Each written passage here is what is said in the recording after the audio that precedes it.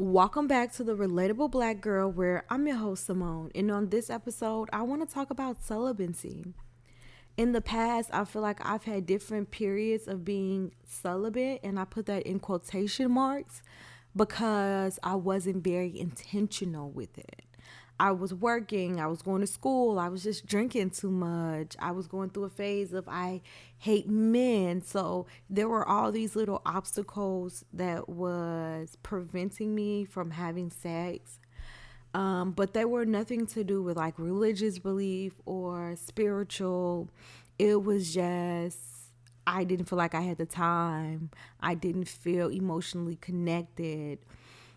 So my first time that I was quote unquote celibate, it was because I had just got out of a breakup, and the breakup was hard for me, not because I was like, oh my God, I want to be with this man so bad. It was hard for me because I felt so betrayed, and I felt like the way he handled it was so immature and so childish. And a lot of the things that I wanted to say, I kept bottled in for the simple fact that me and this person still had to be around each other. I knew that he was not going to be the bigger person on any level. Like, he's just childish, he's immature, and his character as a person is just so questionable. So I felt like he's not going to be the bigger person. So I had to take on that role of being the bigger person. And what that did was make me bottle up a lot of my emotions and keep in a lot of the things that I felt, that I wanted to say to him, that I wanted to get off my chest. I kept all those things like bottled up inside. And it was really bothering me. Like, I became like super just like angry, depressed, just annoyed, like all of the above. And I had went like maybe 6 months and I hadn't had sex with anybody since I had broke up with him. And I had a friend, and she was just like, that's what you're missing. Like, you need to have sex with somebody. And then I had another friend that's like, if you want to get over one guy, you got to get up under another one. And they kept making me feel like the reason why you feel this way is because of sex. And I wasn't at a point in my life where I was emotionally intelligent enough to realize that my feelings wasn't had had nothing to do with sex. I think as women we feel like we're automatically emotionally intelligent because we can be aware of our emotions and we can express them, but it's also being able to control your emotions. And there's a social aspect to it of being able to resolve conflict. You have to be able to empathize with the other person, and you have to be able to resolve the conflict. And I think a lot of people don't understand that. I would either have no control over my emotions or I would completely avoid my emotions. And I think at this point in time, I was completely avoiding the way that I was feeling about the situation. And, I gave into the idea of maybe that was what I was missing. And so when I finally did have sex with someone, I just realized like this is not what I am missing. And not only was it not what I was missing, I wasn't ready. I was not ready. And I was so mean to the guy. Bless his heart. He was maybe like this psycho, but I think I was purposely being mean because I was pushing people away. Like, I think when something actually, and it hurted me because it made me feel like, damn, you can't trust nobody. Like, people always say you can't trust nobody, even the man you lay up next to. Like, people always say that. And when I tell you, sometimes, yes, that is true, because here I am being a good person to you, and I don't have to be. It was me being a good person to you by choice, I knew I didn't want to spend the rest of my life with you or have kids with you. I knew that, but I was still being good to you because I'm just a good person. And how quickly he was ready to be an asshole to me, like that's what hurted.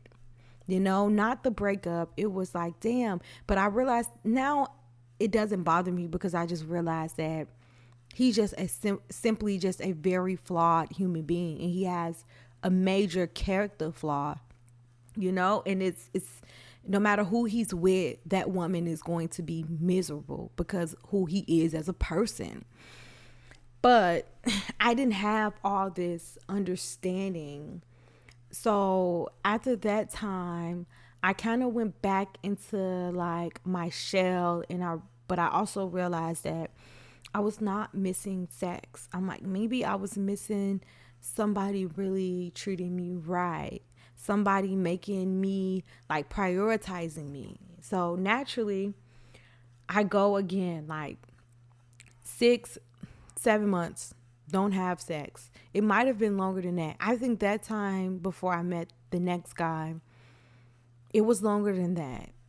Like, I was so close to a year.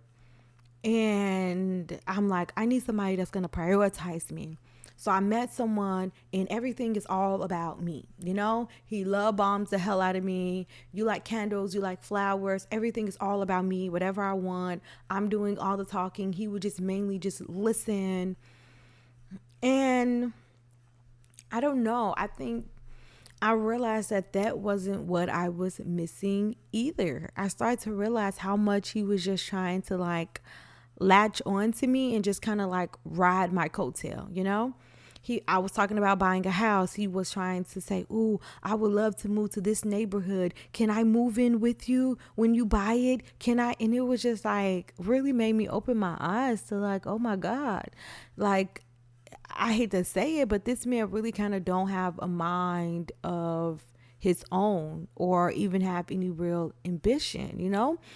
He would come to my house and eat up all of my food, and it was just strange. And like I said, he had love bombed the hell out of me. He had made everything about me, and that's what I wanted because I felt like in the past everything had been all about my exes and making sure that they were happy, making sure they were satisfied, and they wasn't really taking out the time to make sure they wasn't considering my feelings and my emotions.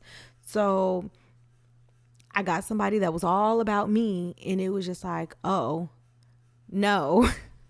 It's like, no, this is not what I want. I want somebody that can be their own person. He would just agree with everything I said. He was into everything I was into. He liked everything that I liked. So once I break it off with him, I'm celibate for like a year. Now, this is when I'm for sure a year in. A year in celibate. I meet this guy and we start talking, but it moves very slow. So then I think I was like a year and 7 months into being celibate by the time we finally actually got to the point where we did the deed.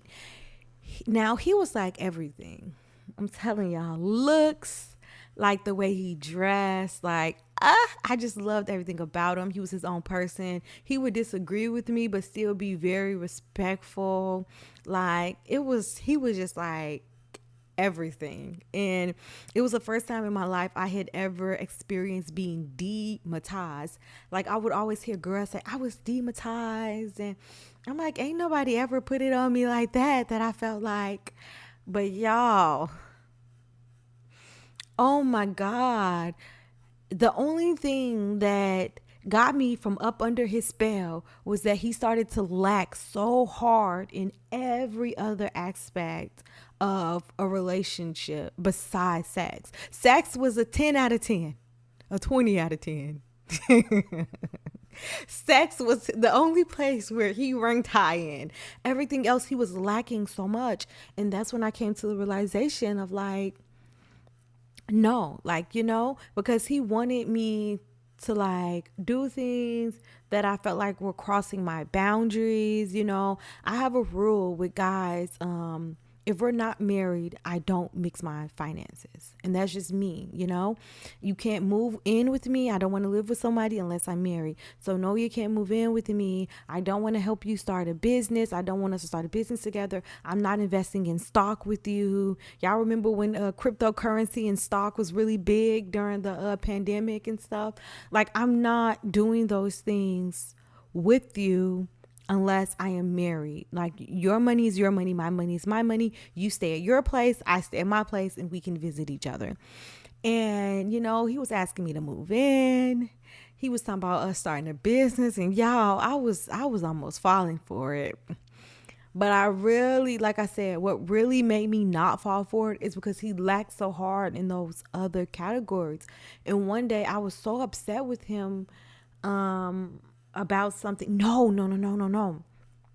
One day I was thinking about something that he had told me, and I was just thinking about how I was going to give in because I just wanted to make him happy. And then I just had like a whole moment when I was just like, why am I letting this guy cross boundaries or trying to get me to do things that I say I'm not comfortable with? And I've already told him no, you know?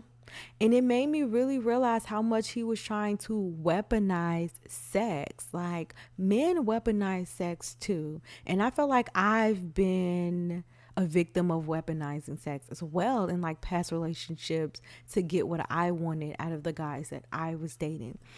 But he was weaponizing it. And then what made me have confirmation that he was weaponizing sex is that once I started to say no and I started to really like stand on business, like, and be like 10 toes down about my boundaries and about what I am and not comfortable with, he looked at me and he gonna say, most women, once you have sex with them, they want a relationship, they want this, they want that.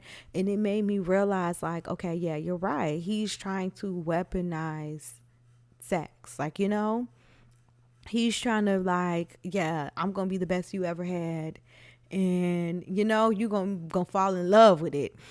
And I almost fell for it, y'all, I can't lie. But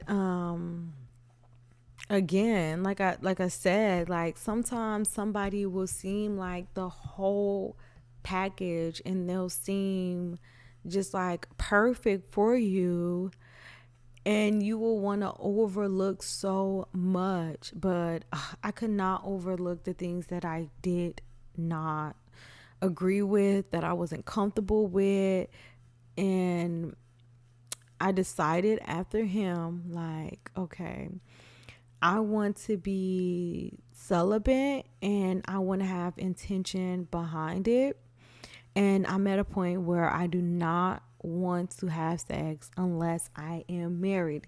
And I know that might sound like a lot to some of y'all listening, but that's just where I'm at in my life. Now I look at sex as an expressive language. What am I trying to say by having sex with this person? Like, what am I trying to say? And before I choose sex, is there a different way of saying it? I feel like sex can be such a distraction. And I feel like if life is all about meeting the perfect person and having kids, and I want to be as intentional as possible. If that's what it's all about, I want to live a life of happiness and joy, and I want to have kids that are loved and are in a healthy and positive environment. I feel like it's worth waiting. I feel like it's worth, like, put him through the ringer, girl. Put him through the ringer. If this is somebody that you're supposed to spend your whole life with, then you should do that, because a lifetime is a long time, okay? That's a lot of years, okay? That is a lot of years. And if that's what life is all about, then I'm going to be so much more intentional with who I choose as a partner and who I choose as a father to my children. I'm Simone. This is the Relatable Black Girl. I hope you guys enjoy this episode, and I'll see you guys next time.